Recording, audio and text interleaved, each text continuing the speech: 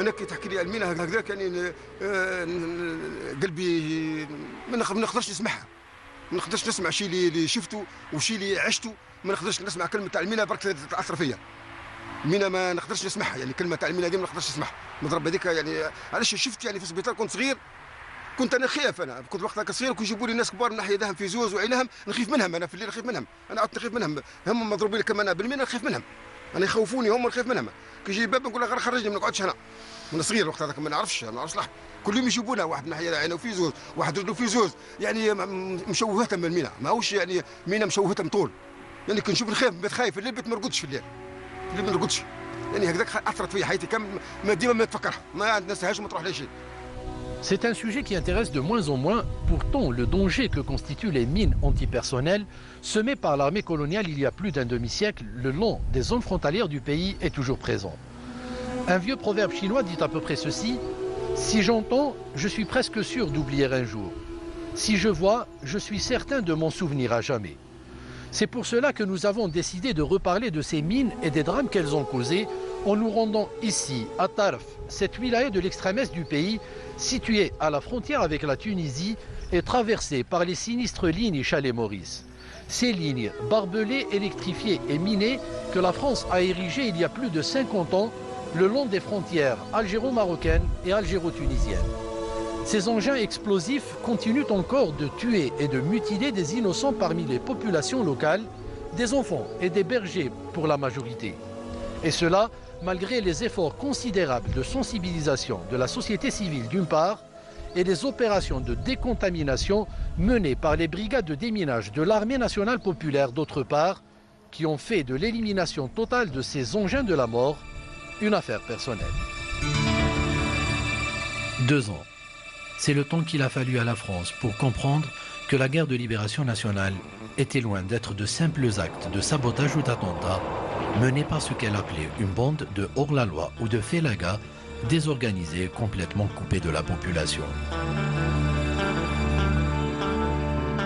Nous sommes donc en 1956, lorsque la France réalise qu'il lui faut désormais compter avec cet adversaire qui s'est avéré être redoutable, organisé et soutenu par tout un peuple.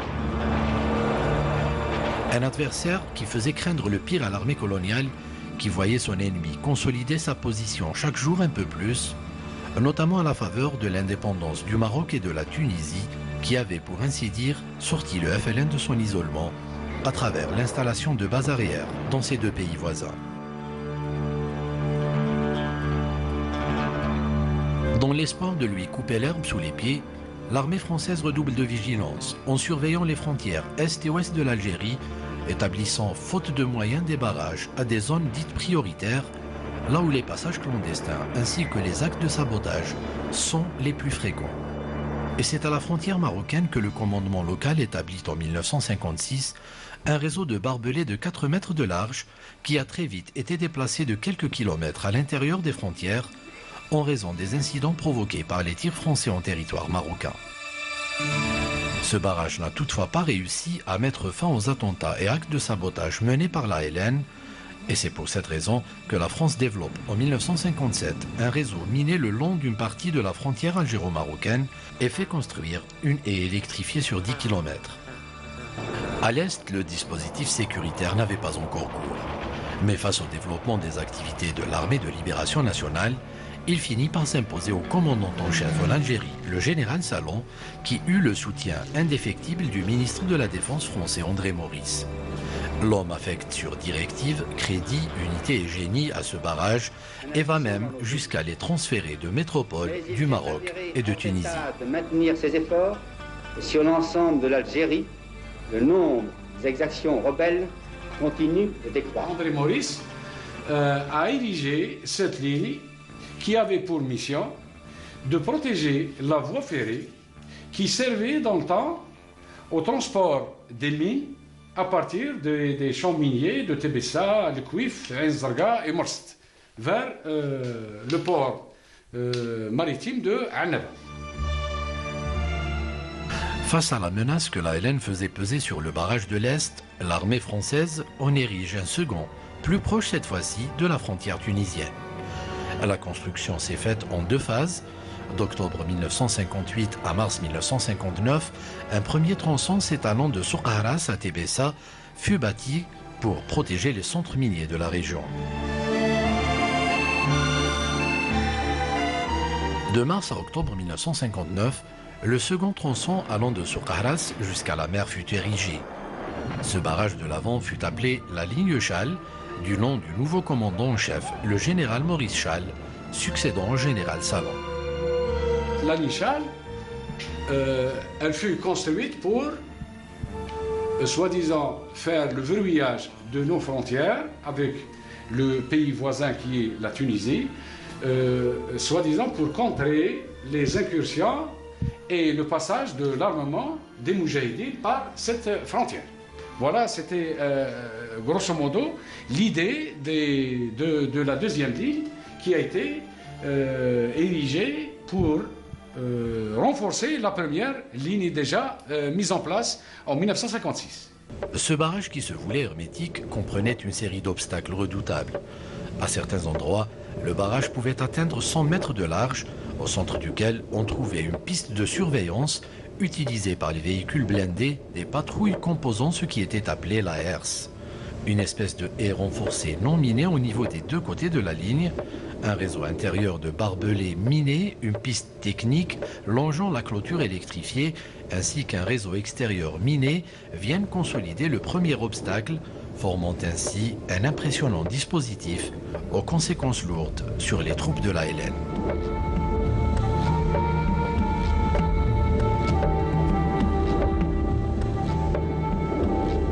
عندما هذا اللي يكونوا المجاهدين اللي ينجحوا ويخرجوا سلامات واللي يتبلسوا واللي يموتوا يبقوا ثم في السيلان كما كان ومن بعد يحرقوهم ومن بعد اللي يلقوهم حيين يدوهم يعذبوهم ويدوهم والاخرين في حوالي اللي يلقوهم موتى يزيد يلغموهم يديروا تحتهم الالغام ويخلوهم يقول لك تو كي يجوا المجاهدين يزيدهم يكركروهم وهم يزيدوا يطرقوا ما نعبرش ليك واش كان واش مات مجاهدين واش تبليسوا واش عليهم واش كذا واش كذا فيهم والله يا ربي ونزيد نعظم لك ربي فيهم اللي قعدوا مبليسين اللي كلتهم حتى المذيبه.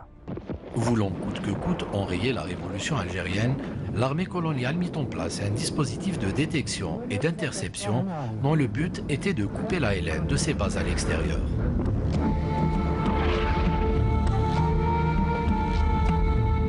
باش نجيو نعدوا احنا نقطعوا لالين وقت ما تقلاط يمينه او يديروا لنا واحد القرعه يقولها فيش كليرا كي نحن نمس السيلان هي تطلع تشعل تطلع الفوق تشعل كيما لامبه تطلع شاعله الفوق كي كالفوشيك تطلع الفوق الو كي تطلع يشوفوها وين جاها تطلع يبدو الارتيري تلقاه يضرب فينا هنا الو ضيع الجيش ياسر.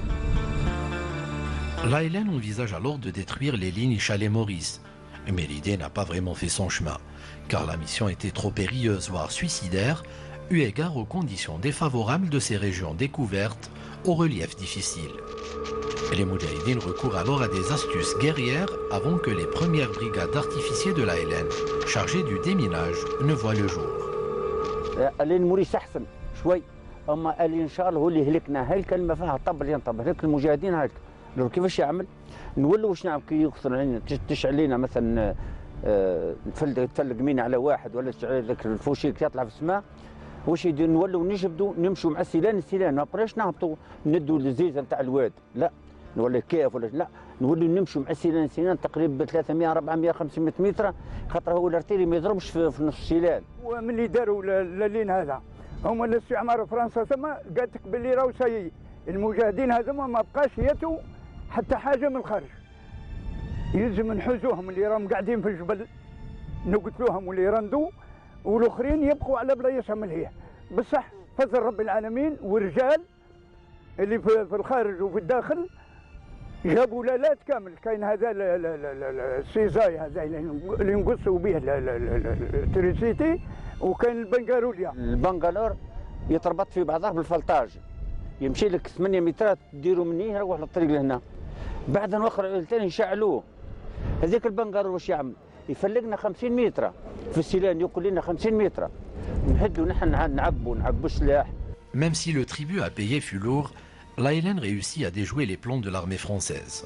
Elle parvient à assurer l'acheminement des armes et de la logistique qui lui permettront quelques années plus tard de se débarrasser du joug colonial. في المنطقة هذه إن شاء الله هذا نقول لك أكثر من 30 مجاهد الميتال هنا في المنطقة هذه في خبوشة، هذه خبوشة بالذات، هذه خبوشة بالذات أكثر من 30 مجاهد قاعدين ميت هنا. Mais ces lignes ont continué à semer la mort même après le recouvrement de la souveraineté nationale. C'est ainsi que les Algériens qui exultaient à l'idée d'en avoir fini avec la barbarie du colonialisme découvrent à leurs dépens que les séquelles du mal qui les a rongés pendant plus de 130 années n'étaient pas prêtes de disparaître et que certaines plaies mettront du temps, beaucoup de temps, à cicatriser.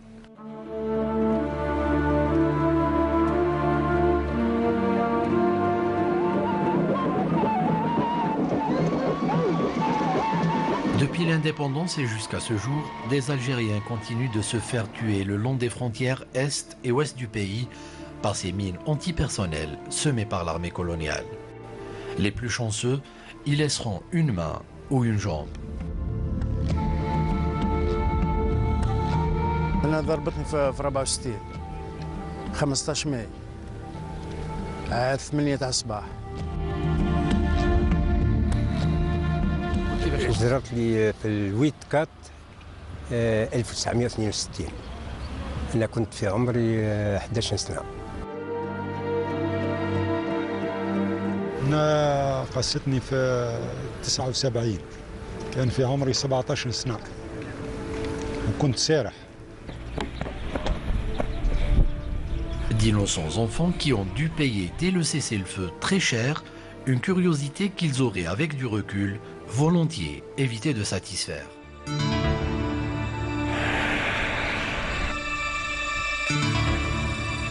Autant de drames qui ont détruit des vies entières, comme ici à Tarf, l'une des wilayas touchées par ce sinistre fléau. Houssine Barjem est l'une de ces victimes qui ont vu leur vie basculer un jour, lui qui n'avait alors qu'une dizaine d'années. Et c'est la mort dans l'âme que l'homme a accepté de témoigner pour nous et de revenir sur ce malheureux jour qui a mis fin à ses rêves d'enfant. في 69 صارت لي الوحده هذه في نص النهار. كنت نلعب صغير الوقت هذا، كنت صغير ما نعرفش المينا هذه ما نعرفهاش. كنت صغير نلعب بها والناس كنت نلعب بها، ما عندنا حتى لعبه نلعبوا بها غير المينا، نلعبوا ما كان حد ما نعرفوا حتى شيء، نعرفوا غير المينا ما نعرفوا حتى حاجه اخرى، لعب تاع دراري صغار نلعبوا. والوقت هذا كنت عيط على واحد صاحبي قلت له شوف هذه وزيها اي مختلفه على المينات الاخرين مش كيف. لا قبل ما يوصل لي ديجا تكلمت عليا. كي تكلمت عليا الوقت تكلمت عليا ما كنتش يعني حاس بها صح، يعني مينا كنت نفيق في روحي، نقص في روحي راقد، نقص في روحي نحلم مش صح، ماهوش صح يعني هذه المينا. فيقت روحي ما قدرتش نفيق، نشوف يدي رايحه وصبي هذا طاير وبكل يعني البليسير في جسمي كامل ماشي باين، وباقي ما نفيق في روحي نوض في روحي ما فيقتش. نقول صح بالك خاطي مازلت ماشي منها براي مينا صح. نوصل للسبيطار، وصلت للسبيطار لقيت روحي موجود كان قلت روحي صح، لقيت روحي ممدود وياسر مضروبنا بالمينا الوقت هذاك كاين ياسر مضروبه بالمينا بحدايا، ثم عرفت روحي براني صح يعني تحطمت صح. Et même si le choc finit par passer, les victimes s'en remettent rarement. Ces mines avaient des effets sociologiques et psychologiques aussi bien sur la victime elle-même que sur sa famille et son entourage. عشت حياتي يعني تعيسه جدا، يعني حياتي ما قدرتش يعني حتى نلعب مع اصحابي ما قدرتش نلعب معاهم، رغم يعني الهانديكاب تاعي ما قدرتش يعني باش يعني حوايج نهزم ما قدرتش نهزم. نلعب مع اصحابي ساعه نشوف اصحابي يعني بيلعبوا بيداهم في زوز وكلش وانا ناقص ما نقدرش هكذاك، نصح في روحي ديما نعجز على حوايج، نشوف في روحي مش كيفك. قعدنا سافرنا ما بعيد علينا سكوله بطلنا ما خريناش ما خدمناش لو كان نهار، حياتنا يعني بها المال سبحان. De véritables tragédies qui ont touché des milliers de familles, souvent inconscientes du danger qui les guettait. ويجيبوا بالثلاثه بالربعه في النهار هذاك بالخمسه في النهار هذاك كل يوم 5 6 ما كانش في النهار ما يعديش بالخمسه بالسته بالربع تجيب، يعني ياسر مضروبه غير المينات غير يعرفوا غير المينا ما نعرفوا حتى حاجه اخرى. كاين بعض مثلا فاميلات تلقى هذا 4 هذا 5 هذا 6 هذا 8 كما الفاميله نتاعنا نحن دويسي 3 خويا انايا وخويا ولد عم ما تخشني يديه للزوز كيما وولد عمي الاخر مات على البلاصه. Ces deux lignes ont fait de nombreuses victimes. Dans notre wilaya, par exemple, nous estimons à ce jour le nombre de personnes victimes de ces mines héritées de l'époque coloniale à 334. Pour éviter que de tels drames ne se reproduisent et endeuillent d'autres familles, l'armée nationale populaire, héritière de la LN, s'est attelée dès l'indépendance à effectuer des opérations de déminage. C'est ainsi qu'entre 1963 et 1988, les unités de l'ANP ont réussi à détruire 8 millions de mines antipersonnelles sur les 11 millions d'unités qui ont été disséminées par l'armée coloniale. 50 000 hectares seront ainsi nettoyés durant cette période. Malgré cela, la menace est restée persistante car les frontières algériennes regorgeaient encore d'un nombre important de mines antipersonnelles, antigroupes et de bombes éclairantes. L'Algérie décide alors d'adhérer à la Convention d'Ottawa le 3 décembre 1997 avant de la ratifier le 7 septembre 2001. Nous pouvons dire que l'Algérie est dans une phase très avancée dans l'application des clauses de cette convention, notamment dans le domaine de la destruction des stocks de mines et la décontamination des régions infestées. Des progrès rendus possibles grâce aux unités de l'armée nationale populaire qui travaillent d'arrache-pied pour venir à bout de ce phénomène dévastateur. Une mission laborieuse car l'ennemi à combattre est invisible. L'Algérie réclamera d'ailleurs longtemps les plans de pose des mines avant que sa requête ne soit enfin satisfaite.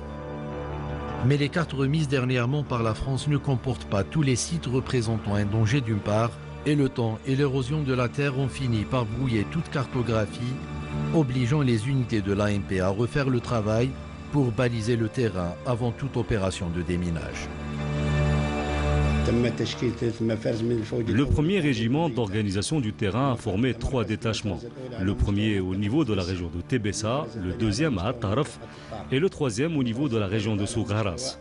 Il faut savoir qu'avant d'entamer les opérations de déminage, nous préparons au préalable le terrain en étudiant minutieusement le tracé des 2 lignes minées et en procédant à la collecte de toute information susceptible de nous aider dans notre travail. Pour cela, nous sollicitons souvent les habitants de la région, notamment les Moudjahidines, car ce sont eux qui connaissent le mieux les zones à risque. On procède également à la recherche d'indices qui témoignent du passage de ces lignes, avant de jalonner la zone déterminée pour pouvoir entamer l'opération de déminage. Durant notre séjour à Tarf, nous avons suivi le travail du 2e détachement chargé du déminage dans cette région et relevant du 1er régiment d'organisation du terrain. Une mission difficile car les conditions ne sont pas toujours favorables. C'est une opération très délicate. Souvent on rencontre des problèmes tels que les climats, sachant que la région de Tarf, c'est une région la pluviométrie est élevée. C'est une cause des marécages. Et en plus de ça, la terre accidentée et boisée qui nous oblige de refaire le travail, le déminage sur trois fois. La première fois, si on désherbe, on fait l'opération de désherbage. Et la deuxième fois, on fait le moyen mécanique. Et la troisième fois, c'est le déminage. Pour mener à bien leur mission, les brigades chargées de déminage doivent faire preuve de beaucoup de précautions et d'organisation, car elles savent que dans ce genre d'opération, elles n'ont surtout pas droit à l'erreur. Le premier groupe d'artificiers qui porte sa tenue d'approche et utilise des détecteurs de mines va chercher et détecter les mines en les marquant avec des flèches. Le deuxième groupe d'artificiers utilise des sondes pour déterrer la mine et la neutraliser en séparant le détonateur de la mine. Finalement, il vient le rôle du troisième groupe, ce sont des sapeurs qui ont le rôle de transporter les mines dans des caisses en bois pour les transporter dans un four déjà préparé pour les faire détruire. Mais malgré les risques et les contraintes, le détachement de Tarf a enregistré des résultats plus que satisfaisants. Le bilan de déminage dans la zone de Tarf, on a dépollué 5 communes. Et la 6e en cours, il reste 10 communes. Depuis le 22/12/2007 jusqu'à ce jour, les résultats de déminage sont 14 049 mines antipersonnelles, 594 mines antigroupe, 578 OB éclairants et 170 objectifs sur la longueur de 102 km. Il faut dire qu'avec le temps, l'armée nationale populaire a réussi le pari de maîtriser l'opération de décontamination dans toutes ses phases, évitant ainsi tout risque à ces éléments. Aucun accident n'a été signalé depuis le début des opérations de décontamination des frontières est du pays. Cela prouve bien sûr que nos unités ont acquis une expérience qui leur permet de mener à bien leur mission grâce aux méthodes et équipements utilisés par nos éléments dans leurs différentes étapes de détection, de déminage et de destruction des mines. Mais avant que les unités de l'AMP ne viennent à bout de ces mines, un autre travail, et pas des moindres, reste déterminant. Nous avons défini, au cours de cette année et de l'année 2010, un programme tracé par un comité interministériel. Ce programme concerne les 6 wilayas touchés par le problème des mines antipersonnelles. Parmi elles donc, la wilaya de Tarf. Cette opération de sensibilisation nous a permis de toucher pas moins de 3000 citoyens et un ensemble d'écoles se trouvant dans notre wilaya.